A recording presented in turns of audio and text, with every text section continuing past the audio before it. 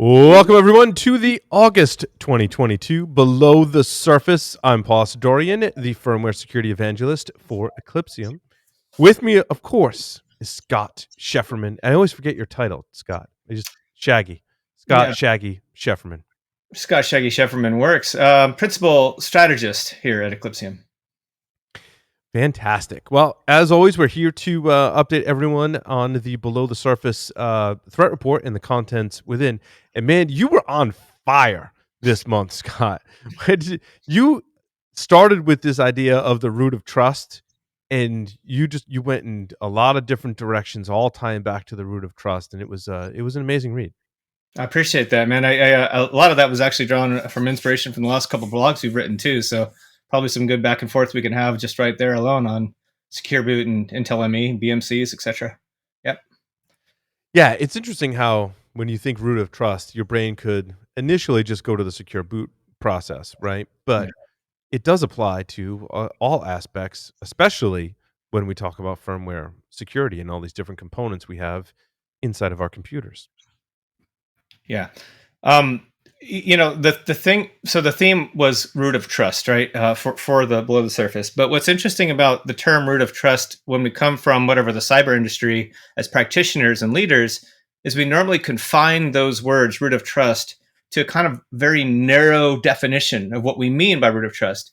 And it's more often than not related to some kind of crypto system that ties trust to hardware. And without going into any of those details, the point of the below the surface threat report from a thought leadership perspective is to actually expand what we mean by the word trust when we're talking about hardware and firmware, in particular hardware and firmware that comes from this massive supply chain above us, for which we are assuming trust for as devices. And so we're not just talking about the narrow definition here with root of trust, with secure boot, when you validate the code before it boots up, and the Windows operating system only allows for signed code, etc.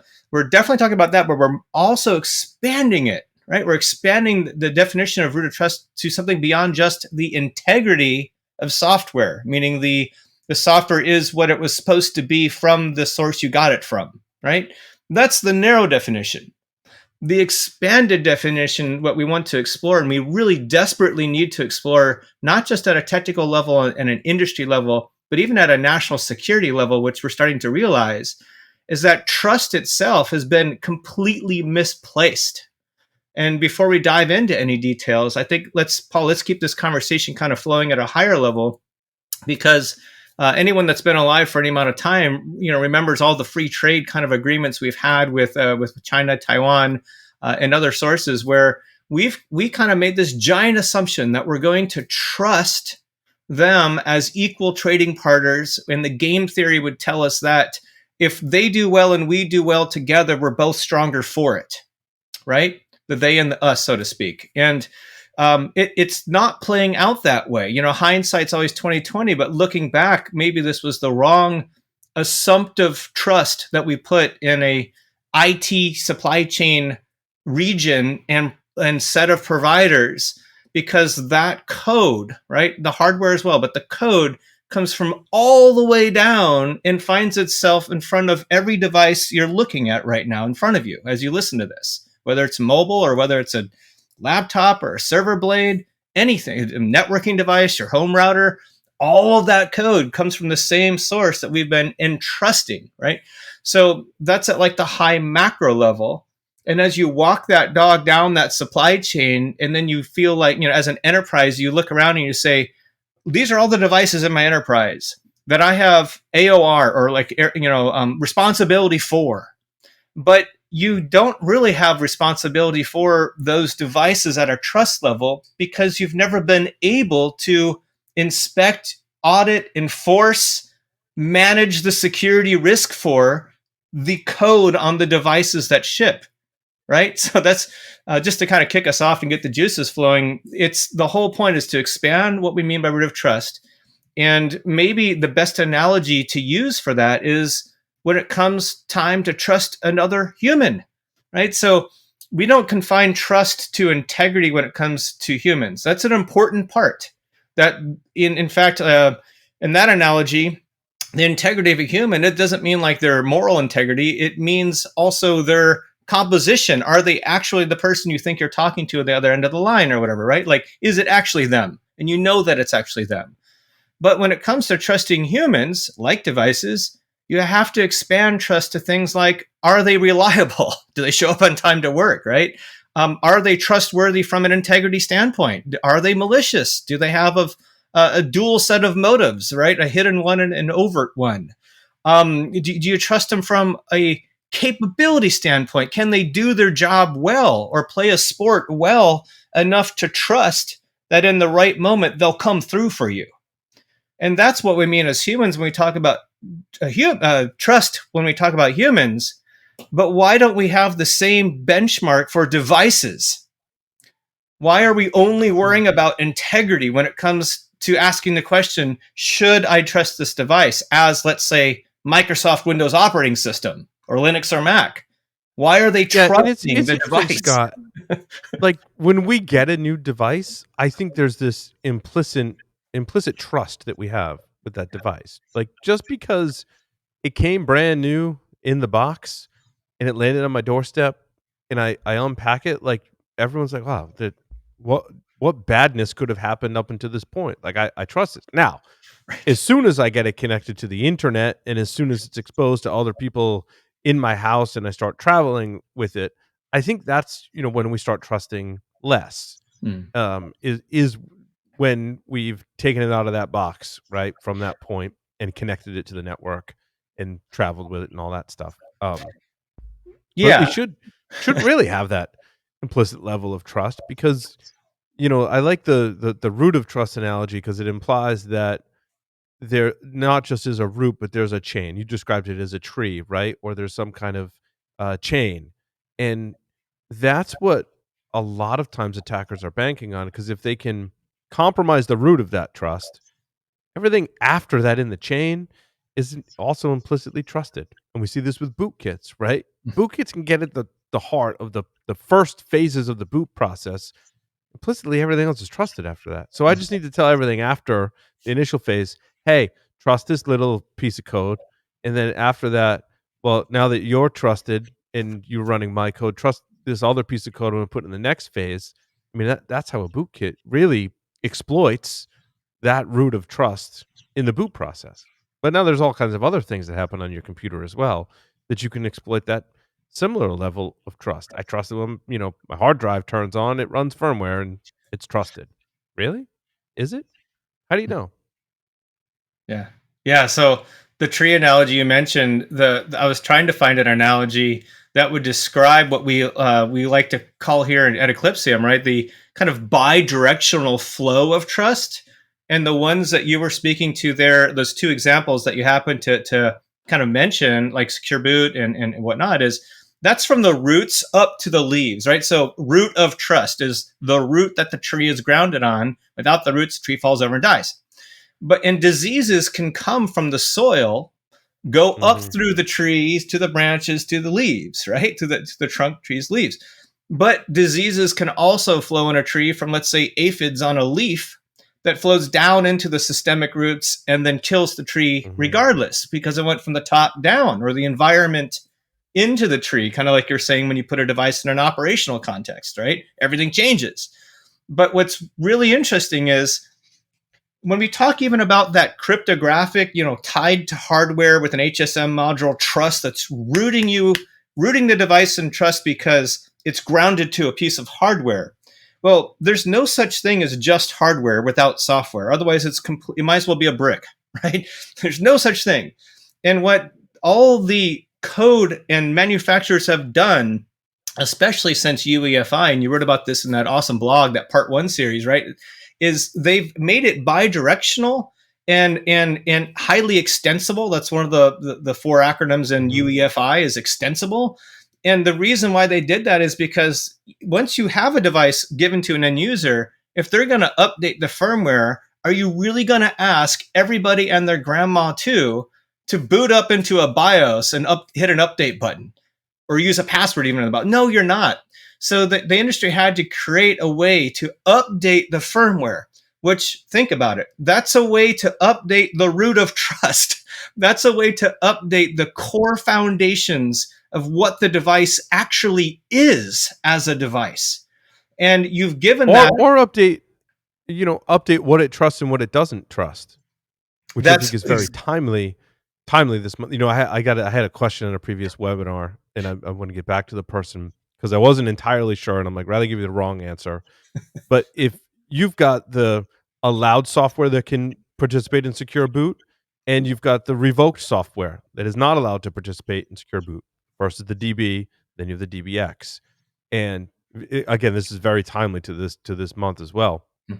And what the question was, what if there's a hash of software, a hash that represents a piece of software in the allow list and in the revoked list? And I was like, well, the answer is always it depends, but largely the secure boot process will check the revoked list first. If the hash is in there, doesn't matter. It's not going to allow boot. So it has to check the revocation list first, right? But you also need, back to your point, Scott, where I was long-winded way of getting around to that, this revocation list has to be updated. And part of this root of trust, I have to trust where this revocation list is coming from, right? That's part of the key structure in secure boot. Yeah. But I also have to trust that Microsoft is going to do a good job of pushing out this update. And largely, look, I'm not knocking Microsoft. They've got a really hard job, but it caused problems. So now it becomes, do I trust this update enough to apply it to my systems? Which, by the way, is very important that you apply this update to your systems. However, you got to trust it. Yeah. So what we're kind of dancing around here, Paul, is pretty much indirectly, but we should maybe pivot to it, which is like the impact of the talk that Jesse and Mickey are two primary researchers here at the UEFI level right here at Eclypsium, which everybody listening to this probably knows who they are already because they've spoken at numerous conferences, Black Hat DEF CON, for a very long time, well over a decade, on the same topic, right? So when they dropped that bomb at DEF CON 30, just whatever, 4 weeks ago it's been, right, or 3 weeks, it was phenomenal. I mean, the room was packed, but the kind of the mic drop moment for me was the demo. Like we can back our way into like describing the demo first and then go into like some of the details if you want, Paul. But like that moment for me, I looked around the room. I wasn't looking at the slides. I'd already seen those, right? So I'm looking at the room just to gauge whether or not it's clicking. And I saw this moment of like inception where the entire audience was just completely enthralled with the notion that an average attacker can send an average spear phishing email to an average victim and abuse a bootloader to have root on the Windows box in less time than it took me just to say that sentence. Mm-hmm. And subvert the entire stack of all the things and have that presence at the boot cycle to do anything they want to, including read memory, including disable security controls, including, I mean, what do you want to do? What's that commercial? Where do you want to go today? Right? Like it's anything you want to do. And it starts with just a click. And it's way more powerful than a normal rootkit where maybe you have persistence, you're hiding in the registry or you're doing something else. Like that living off the land story from 2015 through 2019 or 20, it's so passé for defenders and attackers at this point. It's so writ that what happens is the attackers now have a bear on their back because eventually some part of your stack is going to catch you using PowerShell, moving around or doing whatever, UAC bypass, whatever all the normal things you would normally do in a box to elevate and gain persistence. And that's no longer the story. That's boring for an attacker because you have the bear in your back. You have to buy yourself time. And the only way to buy yourself kind of indefinite time is just dip down into the UEFI, right? Or hang out on a BMC somewhere in the network, or hang out on a network appliance that's on the same subnet. That's what Conti's been doing for a long time, right? But I think it's interesting the way you phrased the demo, an average user, average phishing attack, because I think there's this notion that I've seen out there where people are writing and communicating about these attacks against Secure Boot and UEFI. And the notion is that in order for you to be a true victim of these attacks, you have to be targeted by a nation state. And therefore, since you are not a nation state target sitting there, working for, a company and you're average everyday home user or whatever, oh, you're not a target of a nation state. Now you very well could be. But I'd also argue that you don't have to be the target of a nation state. That these tactics and techniques that we're describing for attacking UEFI are being found in pretty common malware now today. And if you get that, you could be in a world of hurt. In fact, I think it was LoJax. I was watching a video, someone talking about LoJax, and some of the YouTube comments were, I got this virus. How do I get it off my system? Because I can't seem to get it off my system. I'm like, that's a problem, isn't it? Guess what? I venture to guess you weren't the subject of a nation state attack posting on YouTube asking for help getting this off your system. Well, Paul, it's ironic, right? Because LoJax was a tweaked out version of LoJack, right? It's named after LoJack, right? Which was like the car company that turned into a laptop. Wherever your laptop goes, you can find it again, and you should not be able to remove it. Just like you shouldn't be able to remove the LoJack module in a vehicle that got stolen, right? Like it's theft resistance, ironically. So they just like flip that whole script on everybody when that happens. But even like you said, common malware, like. What's the most notorious malware group in the world, right? Criminal malware group. It's the TrickBot group. By and large, emphatically so, they've done more damage and they're a bigger apparatus than anything else out there, period, in a discussion. And, we learned through the TrickBot Conti leaks, which I don't think you and I've talked about on our show yet, but we did extensive research, literally going through all of those leaks, right? Looking for whether or not those same attackers that normally live in the OS level are also going down to the firmware. And yes, they are. I mean, obviously, everybody listening to this might know of TrickBoot, which is TrickBot's ability to load a module, one of the many modules that they load down as they need, to actually inspect the UEFI to see if it has BIOS write enable type of vulnerability. And then they can implant in that firmware or break a device. And that was the 2020 biggest story in the cyber industry of the year, with an amazing article in Wired magazine, etc. And then right after that, like the whole SolarWinds things happened right after that and kind of overshadowed it. Right? It got lost. Yeah. But what's interesting is when you look through the Conti leaks, they're all the same developers that have now FBI Most Wanted and Department of Justice Most Wanted placards for. Those same actors were also talking about Intel ME and how to use Intel ME to write to PCI Flash. And if you can do that as an attacker, you're on every platform, every Intel platform ever since whatever 2012, probably, right? Like 2006, actually. Intel ME, yeah. So 2006. I thought it was 2000. Yes. Okay. So, okay. Yeah. It was different architectures. Yeah. Again, I wrote the blog post series that Scott was referencing. The first part was on Secure Boot. The second part is on Intel ME, and I had the luxury of doing a lot of research and talking to our research team to pinpoint these like little esoteric things that matter oftentimes. So it has been like an ARC processor, and then it's a Quark x86, but it's been in almost, as far as I can tell, I say all, but there could be exceptions, Intel chips since 2006. You've basically got a computer inside your computer.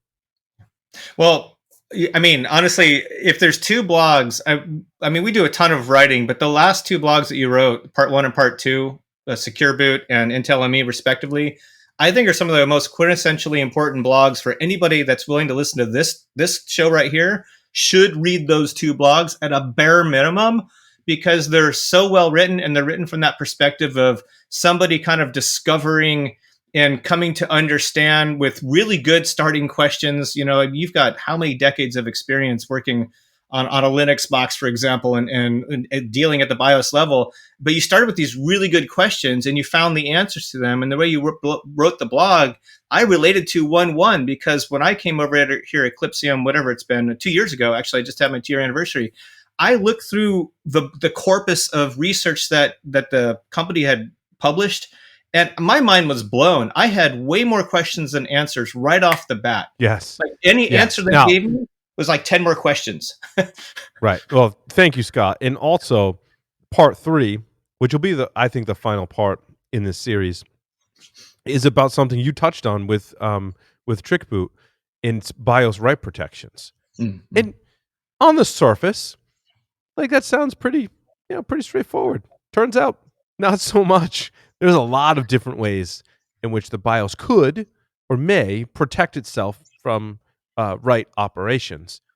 So that gets a little tricky. It's taking me a little time to put that one together. But that, and again, these are also based on what I see malware attacking and what I see our own product detecting, quite frankly, most often. Yeah. So I've talked with sales engineers, right? I've talked with, support developers, folks within the company, and I've talked with other people, and like these are some of the more common issues that I'm trying to highlight that need some explaining, man. Like you said, it's overwhelming when you start looking into some of these issues.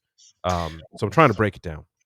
Well, it was eyes wide open for me too, coming from the years of being a global director of incident response for large consulting organization, right? Doing all that IR, all that containment eradication. There's one thing you always notice is the attacker. The first thing they do is like a UAC bypass or some kind of escalation of privileges. And I've never worked in IR in my entire career where that hasn't taken place. If you have an incident worth worrying about, it's been elevated really early on and fairly quickly. And on any given Sunday, there's 12 ways to do that. And so we kind of looked into that for a little while. At least I had questions for like Jesse and Mickey, because the talk that they just gave at DEF CON, where it's called, one bootloader to load them all. I was like, well, do you hear in the industry the same thing I heard when I was working in the endpoint space, where, oh, well, you have to be admin to do that. And if an attacker's admin, you've got bigger problems. And I say that in a very cynical voice, but I say it with a lot of empathy as well, because the kind of persona that thinks that an elevation of privilege is a mitigating factor in what an attacker can and wants to do once they're admin, that's a fallacy. And I carried that fallacy for the better part of my career, quite honestly. Even back to like Linux admin days back in the 90s, you really protected that difference between the trust of a user versus an admin on a system. But in Windows, Microsoft themselves don't even consider it a security boundary that the OS should and is meant to enforce or be able to even enforce. It's not even on the horizon of something that they own as a security control that the OS must be able to enforce. Not with Windows, right? So, and this is why on any given Sunday, there's 1,000 ways. Okay, I over-exaggerated. There's 12 ways to escalate privileges, right? And so as a result, you have to start. Anytime you're doing whiteboarding or playbooking or tabletopping, you're developing a playbook, you always start these days with the premise that the attacker is an admin, especially on a Windows box. And from there, you need to be able to ask, from this asset, what are they most likely to do given a potential set of objectives? And if you're not thinking that they might go to UEFI in the year 2022, in the current context of what's going on between relations between China and the United States, you're really doing it wrong. And I'm looking you straight in the camera eye, but like the dynamic has changed and the assumptions have been emphatically wrong. And that's what's brought us to this precipice where you have all sorts of national policy level now worrying about critical software, right? And worrying about things like whether the government can buy software that has vulnerabilities in it.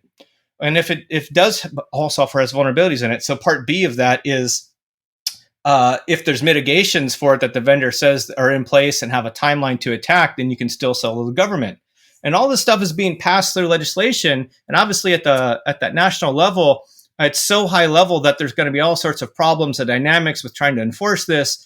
But the notion is in place finally, where we realize we cannot trust all of this third-party code that's sitting at that root of trust to kind of bring it back home. Like let's take Intel ME or just BMCs in general, right? Baseboard management controllers, this out of band kind of interface that you can manage a set of devices or a whole infrastructure without having to go to the operating system level to manage it, even if the power is off. That's, if you heard about IPMI protocol, that's what a BMC would talk over as a network protocol, and a few others as well, potentially.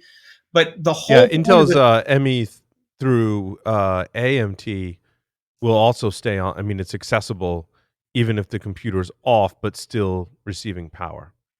so if you look at the code of what's sitting on a baseboard management controller. And I'm not going to mention names because we're doing some research right now that's non-public and under coordinated disclosure. But if you just look at the code and you just analyze or the permission structure, almost all of the services at the BMC level are running as admin or root. There aren't any user land. And it's a full Linux stack. It's just sitting there.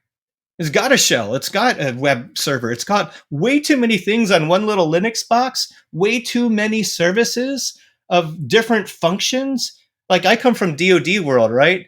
In a DoD world, you have STIGs, Security Technical Implementation Guidance. It comes from DISA on down, right? Or NIST, right? These controls tell you that if you have a function on a Linux box, for example, like a web server, you should not have also a database, or you should not also have a set of other. It should be a single purpose OS serving one application. And if it's more than that, it's a finding with risk that needs to be accounted for and mitigated. But you look at a BMC, it's doing all these things running as admin with all this source code coming from way, way, way far upstream, and even open source libraries well outside of the commercial supply chain that themselves have CVSS 10.x scores in them, right? Like, Yeah. it's insane what arrives on the device that you hook up and you turn on inside a flat network or an out of band network, or some people connect BMCs facing the internet. Let's just pause, Paul, and say this three times. Do not allow your BMCs to be accessible from the internet. Do not allow your do you know whether or not your BMCs are accessible from the internet on any given moment? I know Shodan has some that are exposed to the internet. And to speak to your point of vulnerabilities, one I was talking about today was SA 00075 Intel Security Advisory is an authentication bypass in the active management technology, which is your tiny little web server on. I mean, AMT is effectively a BMC. I would put it in that class, right? And it's running. And if you can do this on your own, exercise for the listener, you can go on Shoda and look up those ports. And there's, I don't remember how many thousand. We may have talked about it last time too, but they're out there. And you know what? I think, not to go too far in the weeds for this show, right? But we can do that all day, but just keep the conversation flowing.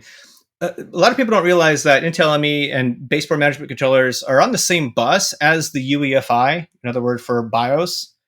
And there is an attack vector from a baseboard management controller or BMC, or Intel ME against writing to the PCI flash with certain things, in place. You can actually do that.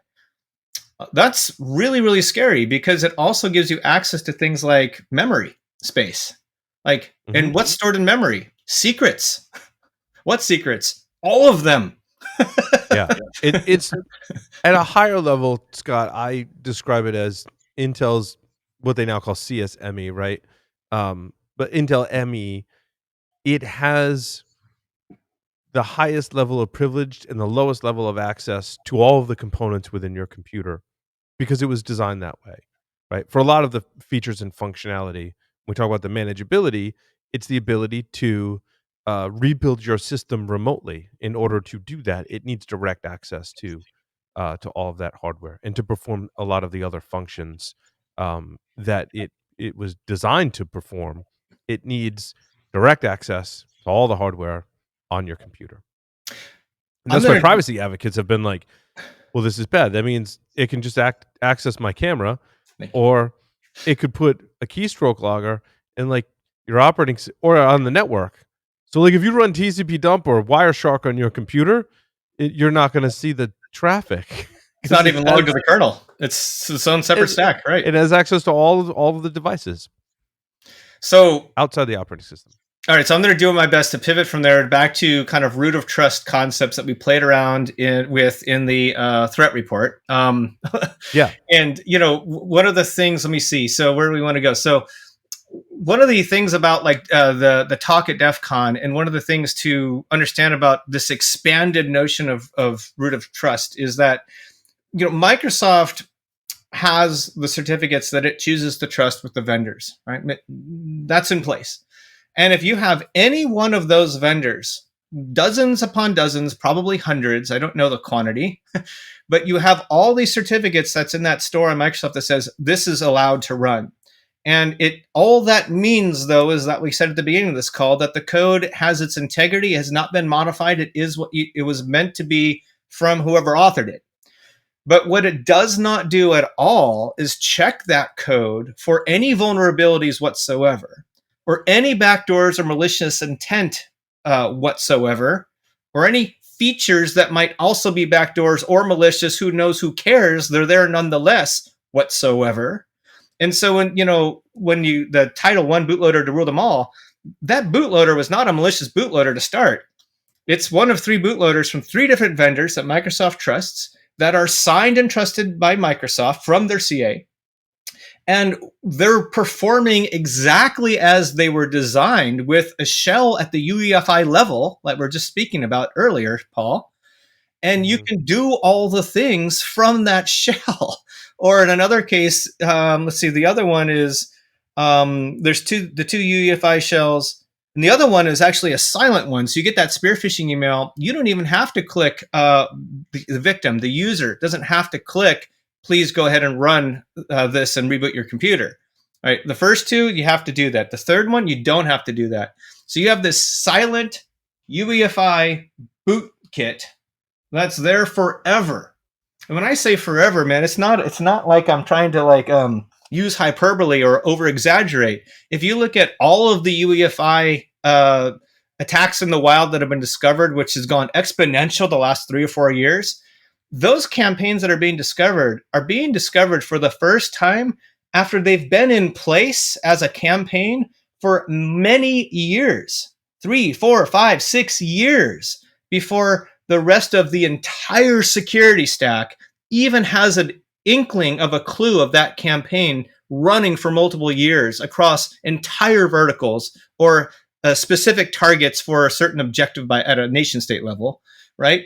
Like, why? Because the whole security stack and the trust we put in that stack, even that whole security stack, is based on the root of trust, which is being compromised left and right. And that's why attackers dip underneath and hang out forever, right? Yeah. Well, it's interesting. And I don't know if I've shared this with you, Scott, so I apologize. But Microsoft on August 24th did publish an article in the tech community that, I mean, it's a very technical article, but the high level is there will be new and better requirements, more stringent requirements for software submitted through the third-party CA program. And so this wasn't like a high-level kind of thing. This was a tech community article. So it talks about the PE file must be aligned with page size and stuff like that in it. But essentially, it's better requirements, more secure requirements for code being submitted to Microsoft. Now, I think this is a great thing from Microsoft. I think it's a response to a lot of the things we talked about in this show, right? In being able to verify that root of trust means you have to put some more stringent requirements on the components that make up that root of trust and things interacting within that root of trust. Yes. It'll be magnificent if they even achieve 33 efficacy in that objective. I mean, it'll cut down tremendous number of vulnerabilities and it will make a difference. However, right, and this is important for people to understand when we're talking about this root of trust concept, is that there are so many vectors to attack that root of trust. And the one that you just mentioned that they're trying to address is only but one kind of iteration of a use case that is vulnerable currently, right, via supply chain that they can help enforce. There are other ones, though, like if you look at the talk that Jesse and Mickey gave last DEF CON. I think it was BIOS Disconnect, right? Mhm. There you have Dell appliances that have this driver that's called BIOS Connect, right? And we hilariously named the research BIOS Disconnect. But the BIOS Connect feature was meant to update the UEFI firmware from across the network via the OEM's update process. And what is that code that's being updated? Again, it's the root of trust code. So now that we know that, how important would it be for them to securely implement that update process? One would think it would be the absolute most important thing possible for the OEM to do is to protect that update process with controls and SSDLC on the code, etc. But what you find is this industry is like the city of Rome or London. It's just built out kind of this loosey-goosey kind of evolution without any kind of enforcement or control over it, right? So you find this implementation of the update process that's running a vulnerability that's an HTTPS error that it mistakenly trusts any cert. And it doesn't verify the cert. And there's a secondary bug that they found in the process that Jesse and Mickey, again, found in the process that allows an attacker on the same network to throw any binary and it will take that binary, including a UEFI with a backdoor in it or an implant. And you're asking yourself, how is like a 15 whatever year old HTTPS cert bug error, TLS bug error, still found in the most critical update process on the entire computing landscape? Here we are. It's crazy. And I want to use this as a pivot because we can talk about all the problems, but it's also important to talk about what you can actually do about them, right? Because why have we entrusted the device OEMs as an enterprise, let's say, to ship us secure devices? It's because we have to. We've never really had a choice. You've relegated that AOR to the OEMs because out of necessity, no other reason. But what you're seeing in 2020, 2021, 2022 in this world, like with OEMs shipping VPNs, all of them have RCE exploits across the internet. You're seeing all these UEFI implants. You're seeing all these BIOS, configuration errors. You're seeing secured core PCs that can get rooted immediately. Going back all the way to 2012 with that everybody gets a boot kit. Everyone gets a boot kit blog that we wrote. Like all this stuff's coming down and nobody knows how to take back control.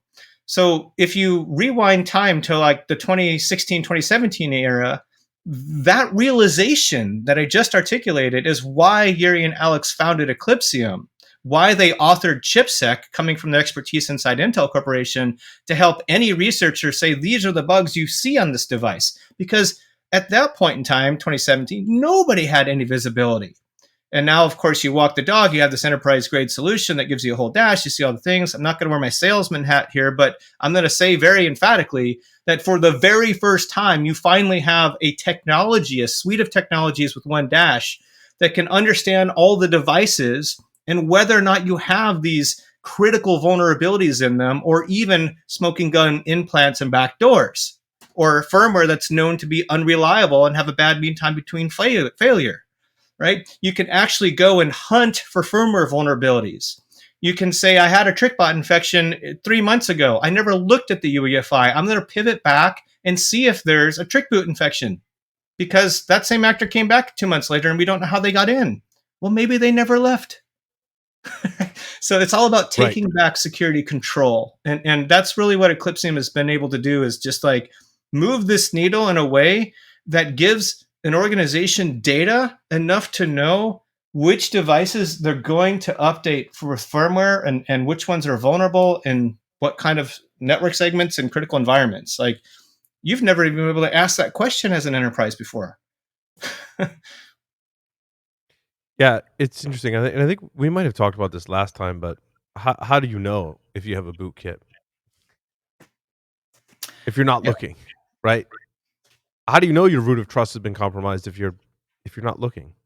And how do you look securely? What if tools are lying to you as well? We talked about compromising the lowest level portions of your computer in firmware. And what do you trust to validate whether or not you've been compromised? Yeah. Yeah. And not to put too fine a cap on it, but when you expand the root of trust concept and you place it against, again, the backdrop of an IT supply chain conundrum that we find ourselves with, you start to understand that like trust itself is an expanded word that we can finally start to address at this device IT supply chain level. We can start to see which OEMs are putting backdoors in our firmware. We can start to, or not on purpose necessarily, maybe not. The whole point, like you said, Paul, was we don't know. Let's find out as a nation, as practitioners, as red teamers. Let's wear a hat when we go in and scope a red team operation for 3 weeks, where within scope is the ability to target the UEFI. Or if you're hitting a data center and you find a SQL bug from the internet and you get a shell back, why not pop down to the BMC layer and pop 25,000 devices like a red team did 2 years ago, instead of living off the land and doing Mimikatz and or PowerShell and all that stuff, right? Dip down to the BMC level, find some BMC vulns, which are everywhere, and compromise an entire data center of 25,000 devices and their backup instances too. How would you like to get that red team report back as an organization? How valuable would that be to you, right? I would rather have a red team do it than a nation state like Russia, who's at some point may or may not pull more destructive kind of triggers, right? Within these organizations, it's not that they can't; they're just choosing not to because of mutually assured technology destruction. It's not like we can't harm them too. We could, right? So fair play.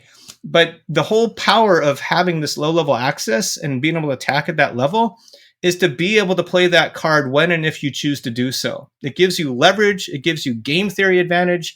It gives you all sorts of advantage. And the whole time you also get to spy indefinitely too. So you might not want to play that card because the value of spying on an infrastructure is more valuable than destroying it up into some threshold where you choose to change your objective. I mean, that's my, again, 17 years supporting DoD. It's not the first time I've wargamed that inside of a skiff with an admiral, right? Right. No, and that makes total sense. We've talked about that too. The value of intelligence and secrets oftentimes isn't the secret itself, but how you obtain the secret. And you don't want to tip your hand on how you're obtaining said secrets from your enemy, because then it's done, right? Boom. Yeah, you never so even there could be stuff. Yeah. Could be stuff lurking. I did like the SGX research. That was the epic leak. It could be remiss not to call that out specifically. That was actually, some of my friends actually sent that to me. Like, oh, did you see this? I'm like, yeah, I saw. It was really, really, really cool research. What do you call that character? The AE combined. Yeah, I was wondering that too. I was hoping you were gonna know. I wanted to look it up, but I was driving and I was like, I'll have to remember this later. Yeah. Okay. Yeah. So that's a physical problem that cannot be fixed with software, right? It allows you to access memory space at a hardware level that you shouldn't be able to as an attacker. It's hardware related, like Spectre Meltdown, but a totally different type of attack and physical bug. And I don't think it's going to be patchable anytime soon. Now, what I didn't gather yet, Paul, and I don't know if you were able to look at it or not, is what's the likelihood of exploitation and potential impact in a real world context.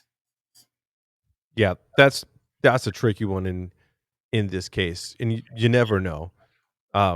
You could look at this research in all the facts that have been presented and make some kind of educated guess or assessment, but in my experience, like, it really goes one of two ways. Like, either never, like it's just a academic exercise, or someone usually, like, if it is exploited in the wild, there's some time that maybe goes by. If it's not an immediate kind of, we're going to exploit this thing, someone does like a little extra bit of research, finds another vulnerability, finds some other condition that just kind of makes it more like plausible to pull off this attack.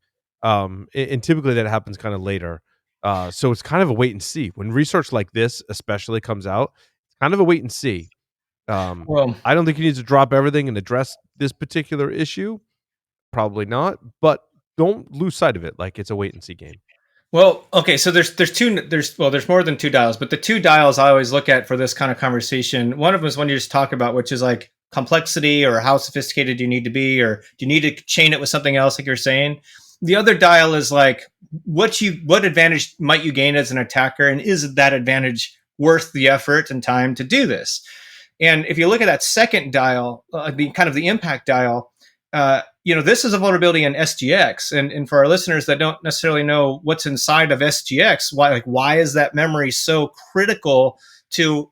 Perfect example, the root of trust for all of compute is because that's where you find all of your private keys.